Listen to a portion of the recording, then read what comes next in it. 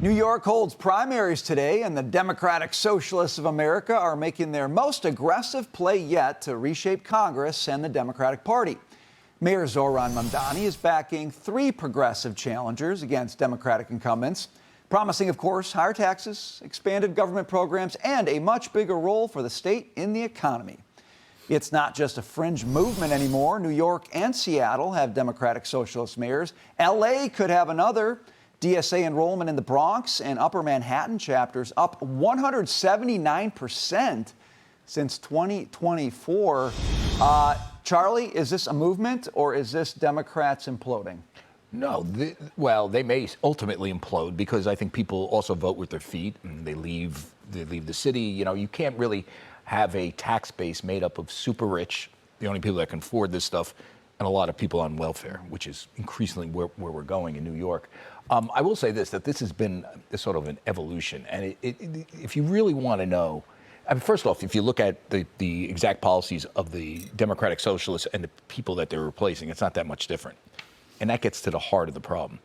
Andrew Cuomo, Chuck Schumer, Kristen Gillibrand. I can go down. Where were they when their party was moving into Marxist territory? Where did they stop? They were silent. Mm-hmm. And now you reap what you sow. Mm-hmm. Now the lunatics have taken over the insane asylum. They thought they can cut deals with them, slow walk their lunacy. Oh, we'll do bail reform instead of defunding the police. I think that's what Andrew Cuomo proposed. Mm-hmm. Chuck Schumer, well, I'll be nice to AOC instead of calling her out as the complete economic knucklehead that she is. And now you got them running the show, and listen, I don't know what I hope Bruce Blakeman wins. Alina, I'm not objective when it comes to that because I think will be so much better than Kathy Hochul, who's another one of those appeasement types.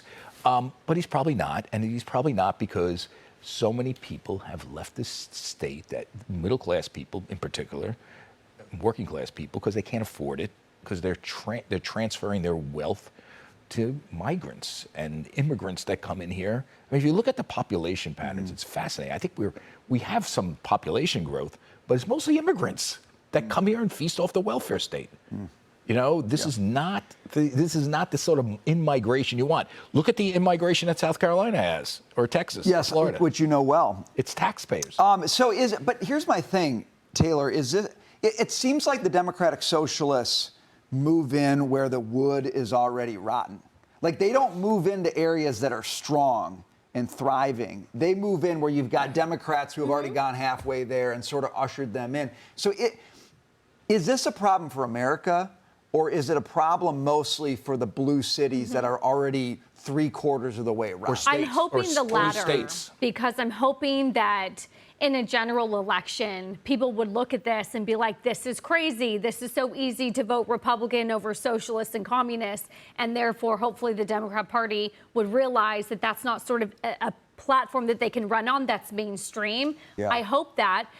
We've talked a lot about how demographics have changed in inner cities. So are we surprised when most of the Republicans have moved to Florida? Of course, New York City isn't going to go full communist because that's the voter base that's left. I think my bigger issue is we have a communication problem. Inherently, the left always has a better message. Tax the rich and free stuff. If people promise young kids in this country free stuff forever, that is a great message. You don't really have to promote it because everyone just wants free crap. I think the Republicans need to do a better job of promoting capitalism and the benefits of capitalism. Not high GDP growth, but like moving up this socioeconomic ladder. We talked yesterday about how we reject the idea of this K-shaped economy because only in this country can I go from lower income to middle, from middle class to upper class if I invent one cool thing or if I work hard and save every day. So I think part of this is messaging. All of my young friends on the left say, like, yeah, I want free stuff. Let it happen. It is that simple. Maybe so you the gotta right needs to do a better job Maybe of not. talking about the benefits I would- of Maybe not. capitalism. Maybe just let it happen and let it burn down, because the right Here's my has... problem with that, though. In the meantime, while this city burns, and I've been an advocate like you, let it burn and we'll rebuild. But can't my change. children are here. You So can't while change this it. city Well, implodes that's a and we problem. burn it down, That's a problem I for still you. have to live in the filth with my children. I feel for you. Sorry for you. But, you know, that the centrifugal forces at work here are almost impossible to reverse. Yeah. Because of the way the state is. And, you know, listen, look at it this way.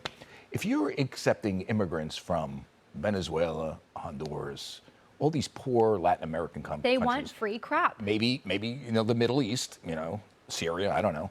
They're used to socialism. So they're coming here thinking, I want socialism. I don't know. Either one of you can have it. I think actually Americans have gotten plenty comfortable with socialism who have gone through crummy public school systems. Because the system has been chipped away at by these moderate Democrats Absolutely. that allowed this polarity to happen, which allowed then the extremists to come in. So if Chuck Schumer blasts AOC, then he's not going to get elected. And he also sees that there's a certain environment, and this New York City is a particular example of it, that where people are ripe for it and they happen to support it and embrace it. That's why it's over, and it's stick a fork in it. You just got to let it burn, because Well- you know, here's the thing: you cannot stop what this is an evolution of the Democratic Party. It's an evolution of these states where you have voters that are very heavily dependent on the welfare state. Listen, Americans like their welfare state. I mean, I'm 63 or 64. Do I want to, did I pay into Social Security? Do I want my welfare? Yeah. Of course, I paid in for it. It's a little different than saying, do I want to import gazillions of immigrants from another country that can tap into Obamacare and to whatever health safety net we have here in New York City? And I think, you know, that's the problem. Now, how do you rectify that? Math. The math in New York City is not going to work. By the way, story that went over everybody's head. I did a story about it, about how New York City already has a cash crunch right now. They don't have enough money on hand. They don't want us to do short-term borrowing because the interest rates would be through the roof, and it would expose that they don't have money on hand. Why don't they have money on hand right now? The main reasons: they plug the budget deficit with all these one-shot revenue raisers that are not producing enough cash right now. This is going to be a perennial problem for New York City with this guy in office, because the numbers can't work. Could be looking for bailouts. Can I just make one more point?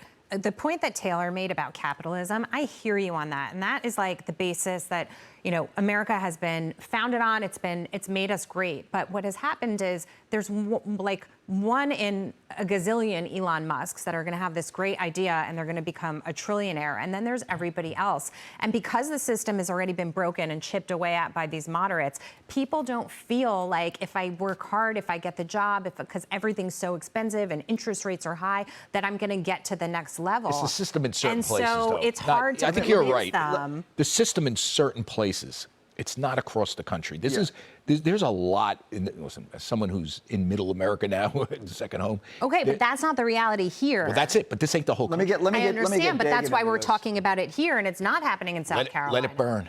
Dagan, come in on Let It Burn. Do you see what happened to Dan Goldman, the congressman who's being primaried by Brad Lander, the comptroller? Who, by the way, is a lefty himself, Dan Goldman. Right, but I think that what happened to him at a crunchy coffee shop out in Brooklyn over the weekend speaks to how the Democrat Party has imploded and it's eating itself. So he goes in, this is a coffee shop, and just bear with me, don't get in my ear. That says that it is treats all people with unconditional dignity. He goes in with his 7-year-old child to use the bathroom, the child, and then buys a cup of coffee, and they take a picture of him, put it on Facebook, and just flame him and refund his money and said, our coffee doesn't taste like your genocide juice, does it? Said, here at the name of the coffee shop, we don't serve racist, fascist, homophobes, genocide enablers, or anyone in between. Too bad we didn't recognize you right away, or we would have turned you away. We issued you a refund. We don't need your money. It's probably coming from AIPAC anyway. They are when they sick drop bastards, let's AIPAC, face it. I know, but when you drop AIPAC, what are you really saying? Jews. It's like, yeah, we don't want the Jews here. Yep. This is a coffee shop that, again, in all its sanctimony, says everybody is welcome here. And guess what? The Department of Human Rights at the Justice Department has just opened an investigation Good for into them. this chain of Where's coffee this shops. coffee shop so I But can that avoid is it? in Brooklyn. Where? But that's the Democrat Party. Everybody's welcome unless you are a Jew. Yep. Good point. Coming up, employers are sending a message to college students. Your GPA means less than you think. Why a summer job beats the perfect transcript next hour, Big Money. But first, the less spent months claiming Kevin Warsh would put politics ahead of policy at the Fed. But after his first meeting as chair, Charlie says they couldn't have been more wrong. He'll explain next.